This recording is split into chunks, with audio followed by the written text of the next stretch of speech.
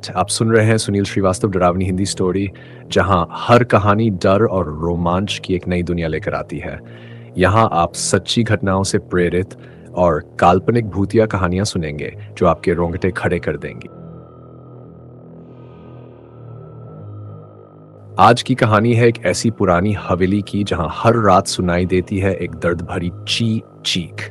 क्या आप इस रहस्यमयी चीख के पीछे का सच जानना चाहते हैं? तो सुनिए हमारी आज की डरावनी कहानी अधूरी चीख। कहानी भूतिया हवेली का सच।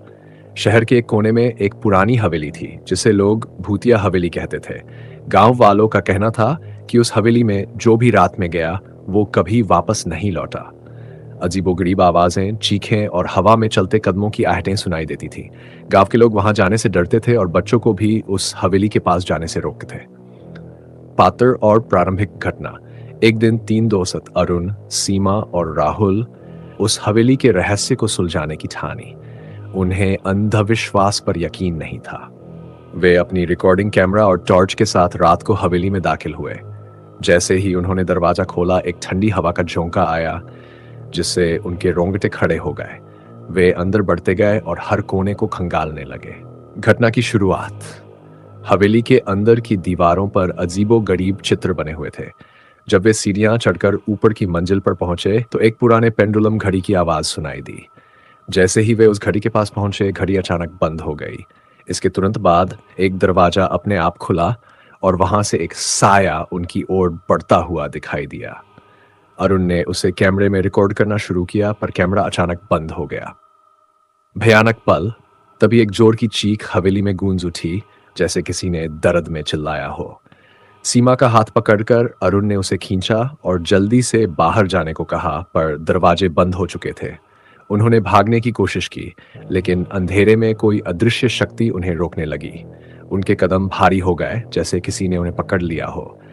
तभी एक साये ने सीमा को घसीटकर अंधेरे में ले जाने की कोशिश की। सच्चाई का पता। राहुल ने हिम्मत करते हुए एक मंत्र बोलना शुरू किया जो उसकी दादी ने उसे बताया था।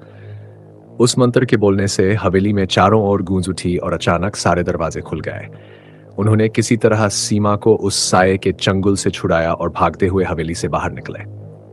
अंत। बाहर आकर उन्होंने देखा कि उनके कैमरे में कुछ भी रिकॉर्ड नहीं हुआ था, पर उनके चेहरे पर हवेली का खौफ साफ झलक रहा था।